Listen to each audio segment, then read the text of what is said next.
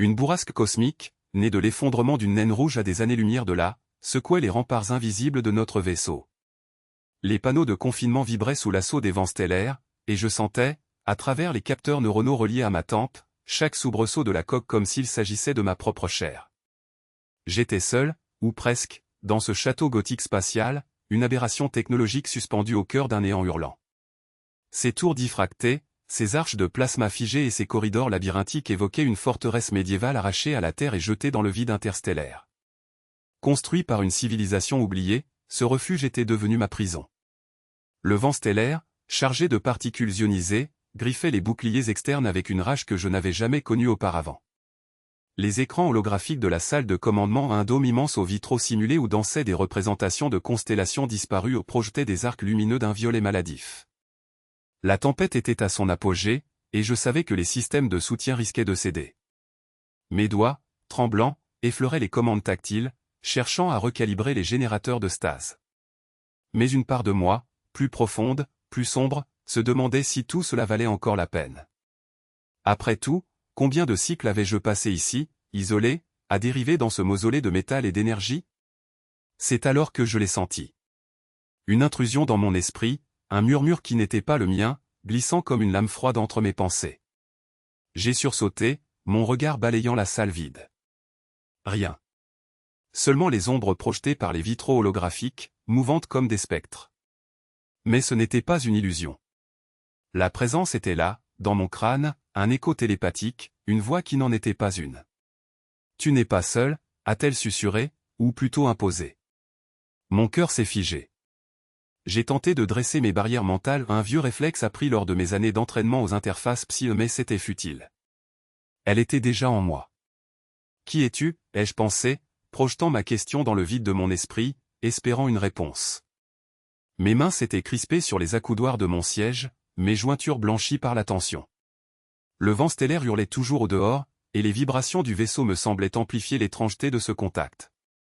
La voix a repris, plus nette cette fois, teintée d'une chaleur inattendue. Je suis un fragment, une empreinte laissée dans les murs de ce château. Un passager d'un autre temps, emprisonné comme toi. J'ai froncé les sourcils. Une empreinte? Une intelligence résiduelle? Cela n'avait aucun sens, et pourtant, dans un recoin de mon être, je savais qu'elle disait vrai. Je me suis levé, vacillant légèrement alors qu'une secousse plus violente faisait trembler le sol sous mes pieds.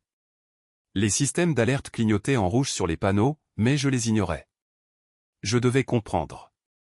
Mes pas m'ont conduit hors de la salle de commandement, dans un corridor étroit bordé de parois qui semblaient suinter une lumière bleutée. Chaque arche, chaque pilier de ce lieu dégageait une aura d'ancienneté, comme si des millénaires de secrets y étaient gravés. Parle, ai-je lancé dans mon esprit, presque avec colère. Pourquoi maintenant? Pourquoi moi? La réponse est venue, accompagnée d'une sensation de tristesse qui n'était pas la mienne. La tempête. Elle amplifie les résonances. Elle réveille ce qui dort. Et toi, tu es le premier à entendre depuis des siècles. J'ai ralenti mon allure, mon souffle court. Une résonance? Était-ce possible que cette tempête stellaire, ce chaos de radiation et de matière déchirée, agit comme un catalyseur pour une forme de communication oubliée? Que veux-tu de moi, ai-je demandé, une pointe de méfiance dans ma pensée. Un silence, puis une image a surgi, non pas devant mes yeux, mais directement dans mon esprit.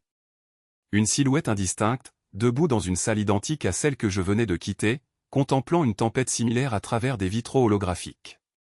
Je veux confesser, a murmuré la voix. Je veux libérer ce qui pèse sur moi depuis que ce château a été abandonné. Une confession télépathique. L'idée me semblait absurde, presque risible, et pourtant, je sentais la sincérité dans ce contact. Cette entité, ou ce qu'elle était, portait un fardeau.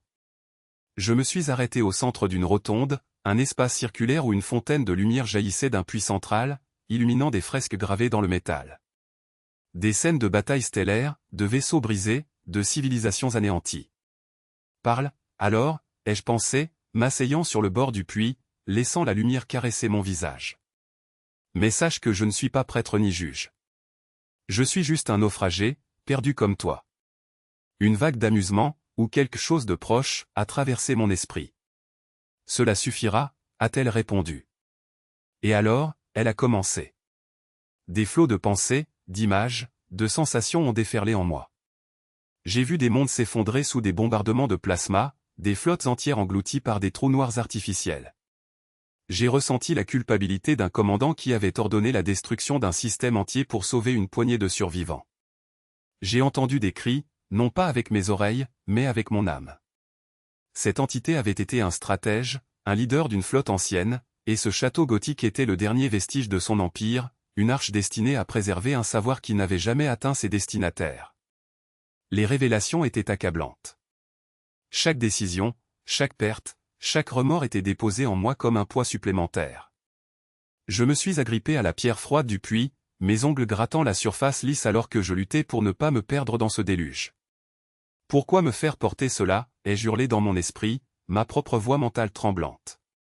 Parce que tu es là, a-t-elle répondu simplement. Parce que quelqu'un doit se souvenir. La tempête, au dehors, semblait s'apaiser légèrement, comme si elle avait épuisé une part de sa fureur. Mais dans mon esprit, le tumulte persistait. J'ai fermé les yeux, tentant de reprendre le contrôle, mais une autre image s'est imposée, celle du château lui-même, dérivant dans le vide, ses tours éteintes, ses systèmes mourants. Ce lieu est ma prison autant que la tienne, a murmuré l'entité. Mais toi, tu peux encore choisir. Choisir? J'ai rouvert les yeux, le regard perdu dans la fontaine de lumière. Choisir quoi? De continuer à errer, seul, dans ce vaisseau maudit? De tenter une sortie désespérée, au risque de périr dans la tempête? Avant que je puisse répondre, une alarme stridente a retenti, brisant le silence oppressant de la rotonde. Les systèmes de bord s'affolaient à nouveau. Une brèche dans le bouclier externe venait d'être détectée. La tempête, loin de s'être calmée, préparait un nouvel assaut, plus violent encore.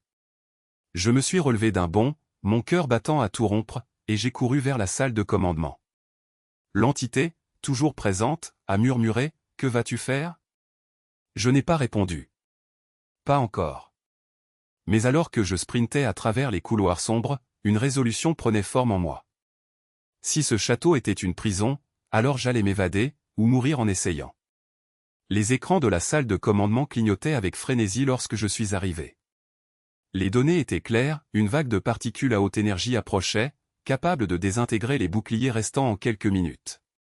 J'ai activé les protocoles d'urgence, mes doigts dansant sur les interfaces tactiles. Mais une pensée, froide et lucide, s'est imposée, même si je survivais à cette vague, combien de temps tiendrais-je, seul, dans ce vide? Aide-moi, ai-je projeté vers l'entité, presque par désespoir. Montre-moi comment ils ont survécu, tes semblables. Un flot d'images techniques a envahi mon esprit, des schémas de dérivation d'énergie, des recalibrages de boucliers, des manœuvres de propulsion désespérées.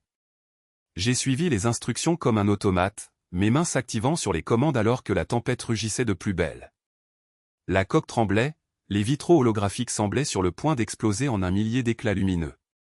Mais, peu à peu, les indicateurs de stress ont diminué. Le vaisseau tenait bon. Essoufflé, je me suis effondré dans mon siège, le front perlé de sueur. La voix télépathique a repris, plus douce. Tu as choisi de vivre. J'ai esquissé un sourire amer. Pour l'instant, ai-je pensé. Mais au fond de moi, une question persistait. Combien de temps avant que la solitude, plus cruelle encore que la tempête, ne me brise? Et combien de confessions devrais-je encore entendre avant de trouver une issue à ce cauchemar spatial? J'ai relevé les yeux vers l'écran central, où les vestiges de la tempête s'effaçaient lentement, laissant place à un vide sidéral d'une noirceur oppressante. Les tourelles du château gothique, reproduites numériquement sur les parois internes du vaisseau, semblaient vibrer d'une lueur spectrale, comme si elles absorbaient l'énergie résiduelle du chaos que nous venions de traverser. Mon souffle était encore court, mes doigts crispés sur les accoudoirs usés du siège de commande. La voix télépathique s'est insinuée à nouveau dans mon esprit, froide et insaisissable. La solitude est un miroir, voyageur. Elle te montrera ce que tu refuses de voir. Je me suis redressé, irrité par cette intrusion persistante. Si tu as des réponses, donne-les clairement, ai-je murmuré, bien que je sache qu'elle ne répondrait pas à ma provocation. À la place, un bruissement mécanique a résonné dans la salle de contrôle, et un panneau s'est ouvert sur le mur, révélant un tore luminescent fixé à un socle de métal noir. Il pulsait, comme s'il respirait, projetant des ombres mouvantes sur les gargouilles numériques qui ornaient le dôme. J'ai froncé les sourcils, me levant pour m'approcher. Était-ce un artefact oublié, un vestige d'une technologie antérieure à mon arrivée dans ce vaisseau maudit? Ou un piège, une de ces énigmes que cet endroit semblait prendre plaisir à me tendre? Mes doigts ont effleuré la surface du Thor, et une décharge d'énergie statique a parcouru mon bras, accompagnée d'un flash de mémoire qui n'était pas la mienne, une silhouette encapuchonnée, un rire grave, et une promesse de révélation. J'ai reculé, le cœur battant. « Qu'est-ce que tu veux de moi ?» ai-je grondé, mais le silence m'a répondu, aussi lourd que les murs de ce château spatial qui m'emprisonnait.